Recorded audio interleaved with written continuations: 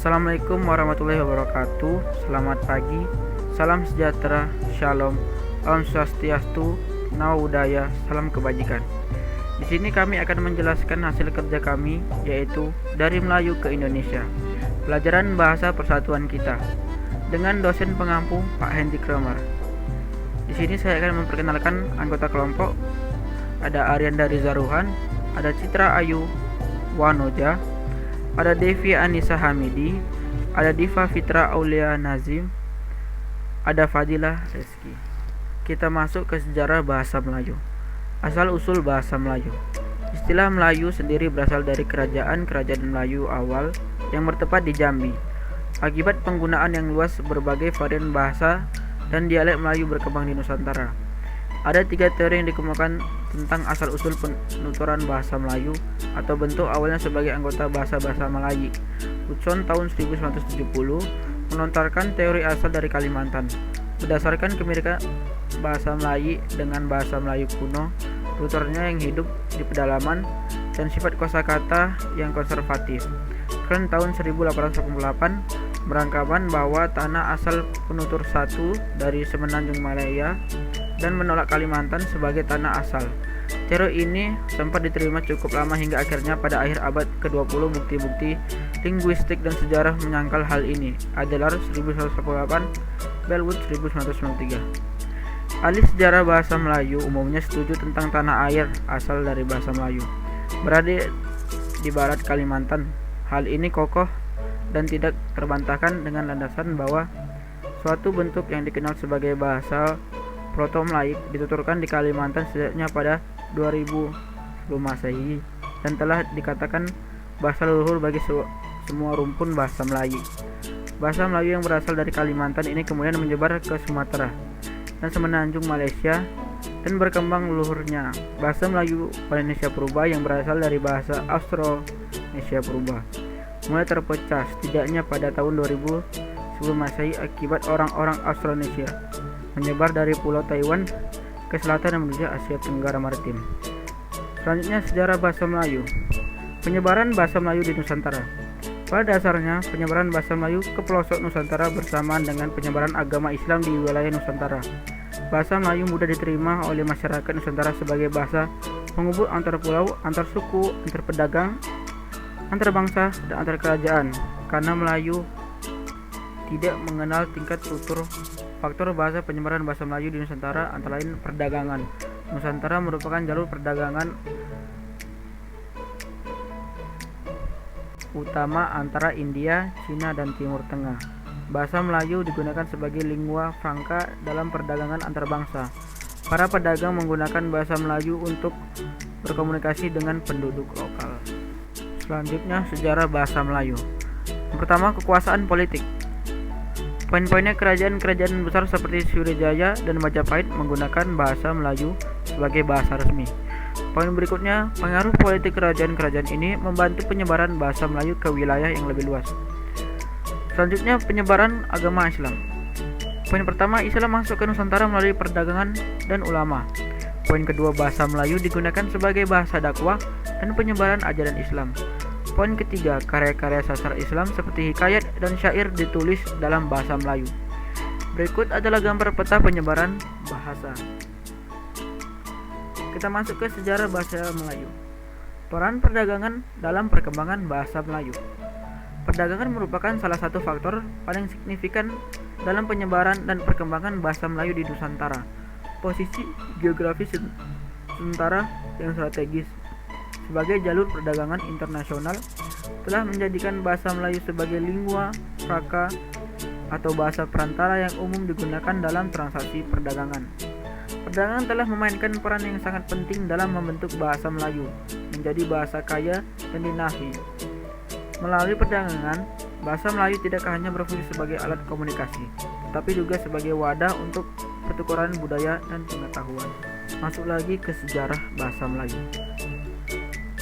Pengaruh kerajaan-kerajaan Melayu. Kerajaan-kerajaan Melayu, terutama yang bercorak maritim, memainkan peran yang sangat krusial dalam penyebaran dan perkembangan bahasa Melayu di Nusantara. Letak geografis yang strategis dan aktivitas perdagangan yang intens menjadikan kerajaan-kerajaan ini sebagai pusat penyebaran budaya termasuk bahasa. Yang pertama ada bahasa Melayu sebagai bahasa lingua franca. Poinnya ada pusat perdagangan, lalu ada bahasa diplomasi. Yang kedua penyebaran budaya dan agama. Poinnya ada agama Islam, lalu ada adat istiadat. Yang ketiga pengembangan sastra dan bahasa. Poinnya ada karya sastra dan pengembangan kosakata. Yang keempat ada penetapan bahasa Melayu sebagai bahasa resmi. Poinnya itu bahasa pemerintah. Kita masuk ke proses transformasi. Masa penjajahan dan pengaruhnya. Masa penjajahan merujuk pada periode ketika suatu bangsa atau wilayah berada di bawah kekuasaan bangsa lain, biasanya melalui eksploitasi ekonomi, dominasi politik, dan kontrol budaya dan sejarah.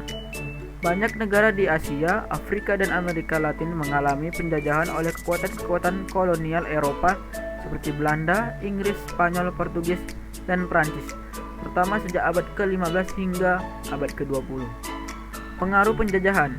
Yang A, ada pengaruh ekonomi meliputi eksploitasi sumber daya alam dan perubahan struktur ekonomi. Yang B, ada pengaruh politik, yaitu ada pembentukan batas wilayah baru dan penguasaan politik lokal. Yang C, ada pengaruh sosial dan budaya, akan hilangnya identitas budaya dan diskriminasi rasial. Yang D, ada dampak positif atau terbatas, ada perkenalan teknologi dan pendidikan dan penyebaran agama. Lalu kita masuk ke proses transformasi lagi. Peran Sumpah Pemuda tahun 1928. Sumpah Pemuda 1928 merupakan tonggak penting dalam sejarah bahasa Indonesia. Sumpah ini menugaskan penggunaan satu bahasa, yaitu bahasa Indonesia, sebagai bahasa persatuan komunitas. Ini memperkuat posisi bahasa Indonesia sebagai bahasa nasional dan mendorong proses standarisasi bahasa. Lalu ada Kongres Bahasa Indonesia. Kongres Bahasa Indonesia KBI adalah forum nasional yang diselenggarakan untuk membahas perkembangan pemeliharaan dan pembinaan bahasa Indonesia sebagai bahasa nasional dan negara. Kongres ini menjadi ajang penting untuk mengevaluasi kebijakan bahasa, membahas tantangan baru, dan merumuskan langkah-langkah strategis untuk memajukan bahasa Indonesia. Tujuan Kongres Bahasa Indonesia. 1. Memantapkan kedudukan bahasa Indonesia sebagai bahasa nasional dan identitas bangsa, sebagai bahasa pemersatu di tengah keberagaman etnis dan bahasa daerah. 2. Pembinaan bahasa Indonesia, pembakuan ejaan, tata bahasa, dan kosakata, penyusunan pedoman dalam penggunaan bahasa Indonesia yang baik dan benar. 3. Pengembangan bahasa Indonesia, menambah kosakata untuk keperluan ilmu pengetahuan, teknologi, seni, dan budaya, menghadapi tantangan baru di era digital dan globalisasi, seperti pengaruh bahasa asing. 4. Pelestarian bahasa daerah. 5. Kongres juga membahas strategi agar bahasa daerah tetap hidup di tengah dominasi bahasa nasional dan asing. Proses transformasi. Peran tokoh-tokoh bahasa. 1. Muhammad Yamin tahun 1903 sampai 1962. Peran salah satu tokoh utama yang mengusulkan bahasa Melayu menjadi bahasa persatuan dalam Sumpah Pemuda tahun 1928.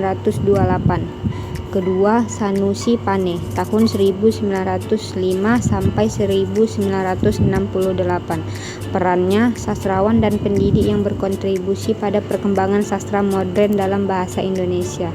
3. Armijin Pane tahun 1908 sampai 1970. Peran menulis karya sastra seperti novel dan drama dalam bahasa Indonesia yang memperkaya kosakata dan ekspresi bahasa. 4. Ki Hajar Dewantara tahun 1889 sampai 1959.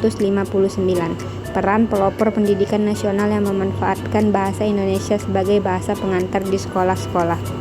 Perkembangan bahasa Indonesia.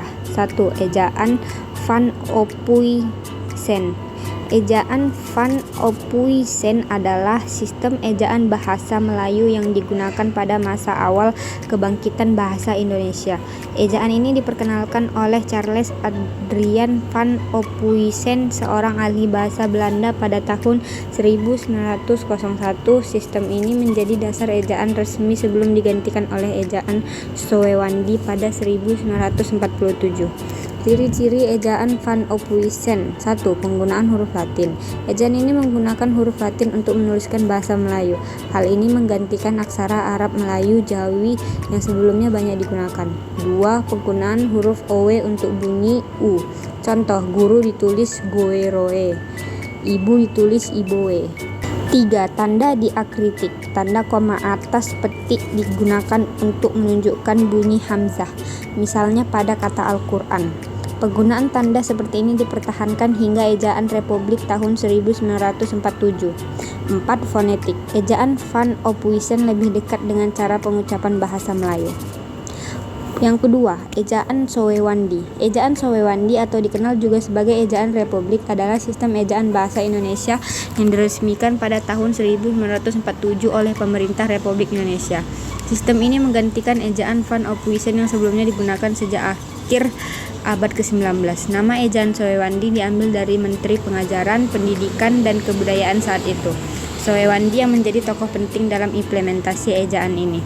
Ciri-ciri ejaan Sowewandi. 1. Penggantian huruf owe dengan u. Contoh, goeroe menjadi guru, doeloe menjadi dulu. Ini adalah salah satu perubahan terbesar yang menyederhanakan penulisan dan pelafalan. 2. Penghapusan tanda apostrof atau tanda kutip untuk hamzah. Dalam ejaan Van Ophuijsen, tanda apostrof digunakan untuk menunjukkan bunyi hamzah, misalnya makmuer. Dalam ejaan Sowewandi, tanda ini dihilangkan dan kata ditulis langsung sebagai makmur. Penulisan kata ulang dengan angka 2. Kata ulang dapat ditulis dengan angka 2 untuk menyederhanakan, misalnya anak-anak menjadi anak 2. Namun cara ini lebih sering digunakan secara informal. EYD atau ejaan yang disempurnakan. Ejaan yang disempurnakan adalah sistem ejaan bahasa Indonesia yang diperkenalkan pada 16 Agustus tahun 1972, menggantikan sistem ejaan Sowewandi. EYD dirancang untuk menyederhanakan dan memperbaiki aturan ejaan agar lebih konsisten, mudah dipahami, dan sesuai dengan perkembangan bahasa Indonesia. EYD ditetapkan melalui keputusan Presiden nomor 57 tahun 1972 dan digunakan secara resmi hingga digantikan oleh Pedoman Umum Ejaan Bahasa Indonesia atau PUEBI pada 2015. Aturan penting dalam EYD. 1. Penggunaan huruf kapital. Sama dengan huruf kapital digunakan di awal kalimat, nama orang, nama geografis, nama lembaga, dan sebagainya. Contoh, Jakarta adalah ibu kota Indonesia. Penggunaan huruf miring. Huruf miring digunakan untuk menuliskan nama buku, majalah, istilah asing, atau kata yang ditekankan. Contoh, saya sedang membaca buku Laskar Pelangi. Penulisan kata serapan. Kata serapan dari bahasa asing disesuaikan dengan kaidah bahasa Indonesia. Contoh, psikologi jadi psikologi, librari jadi perpustakaan. PUEBI atau Pedoman Umum Ejaan Bahasa Indonesia. PUEBI atau Pedoman Umum Ejaan Bahasa Indonesia adalah sistem ejaan resmi bahasa Indonesia yang diberlakukan sejak tahun 2015 menggantikan ejaan yang disempurnakan EYD. Pedoman ini diterbitkan oleh Badan Pengembangan dan Pembinaan Bahasa, Kementerian Pendidikan dan Kebudayaan dengan tujuan menyempurnakan aturan ejaan agar lebih jelas, sistematis, dan sesuai dengan perkembangan bahasa Indonesia. Perubahan penting dalam PUEBI. 1. Menggunakan huruf kapital. Huruf kapital tetap digunakan pada awal kalimat, nama diri, dan unsur geografis. Contoh, Jakarta adalah ibu kota Indonesia. 2. Penggunaan huruf miring. Digunakan untuk menuliskan nama buku, majalah, istilah asing, atau penekanan tertentu. Contoh, kata informatika berasal dari bahasa Inggris. Yang ketiga, penggunaan tanda baca. PUEBI memberikan aturan yang lebih rinci terkait tanda baca seperti titik, koma, tanda tanya, dan tanda kutip. Contoh, tanda titik dipakai pada akhir kalimat. Saya pergi ke pasar. Perbandingan bahasa. Contoh kata-kata bahasa Melayu versus bahasa Indonesia. Bahasa Melayu, awak. Bahasa Indonesia modernnya, kamu. Artinya kamu dalam bentuk tidak formal. Bahasa Melayunya mana, bahasa Indonesia modernnya mana, artinya di mana. Bahasa Melayunya bule, bahasa Indonesia modernnya orang asing atau kulit putih, artinya orang asing atau kulit putih. Bahasa Melayunya nenek, bahasa Indonesia modernnya nenek, arti nenek atau ibu dari ibu atau ayah. Bahasa Melayunya kakek, bahasa Indonesia modernnya kakek, artinya kakek atau ayah dari ibu atau ayah. Pengaruh bahasa asing. Bahasa asing memiliki pengaruh yang signifikan. Hal ini terjadi karena interaksi budaya, perdagangan, pendidikan, kolonialisme, globalisasi, dan teknologi. Pengaruh ini mencakup masuknya kata-kata serapan, perubahan struktur bahasa, serta adopsi konsep-konsep baru yang sebelumnya tidak dikenal dalam bahasa lokal. Berikut ini adalah beberapa pengaruhnya. Yang pertama yaitu kosakata. Dalam peminjaman kata, bahasa asing sering memperkaya kosakata suatu bahasa, misalnya dalam bahasa Indonesia. Banyak kata yang dipinjam dari bahasa Belanda seperti kantor, gratis, dalam bahasa Inggris, internal atau download, dalam bahasa Arab yaitu zakat dan iman. Adaptasi lokalnya, contohnya yaitu kata-kata asing seringnya disesuaikan dengan pengucapan atau ejaan lokal, misalnya restauran menjadi restoran. Kedua yaitu tata bahasa. Tata bahasa suatu bahasa yang dapat terpengaruh melalui interaksi terus-menerus dengan bahasa asing. Biasanya membutuhkan waktu yang lebih lama dibandingkan dengan perubahan kosakata. Contohnya itu dalam bahasa Indonesia, munculnya kalimat dengan struktur bahasa Inggris seperti saya ingin pergi ke mall, yang mencampurkan unsur asing dalam pola kalimat lokal. Yang ketiga yaitu gaya komunikasi. Bahasa asing dapat mempengaruhi cara orang berkomunikasi seperti pengucapan frasa tertentu, seperti thank you, sorry, atau bahkan ekspresi budaya tertentu seperti small talk dalam budaya barat. Yang keempat yaitu budaya dan identitas. Bahasa adalah bagian integral dari budaya. Penerimaan bahasa asing seringkali membawa serta nilai-nilai budaya dari bahasa tersebut, seperti gaya hidup, pola pikir, atau tren mode. Contohnya yaitu penggunaan istilah-istilah teknologi seringkali yang mencerminkan budaya globalisasi. Dengan bahasa Melayu Malaysia, yang pertama yaitu kosakata. Adanya pengaruh luar. Bahasa Indonesia lebih banyak dipengaruhi oleh bahasa Belanda, Inggris, dan Arab.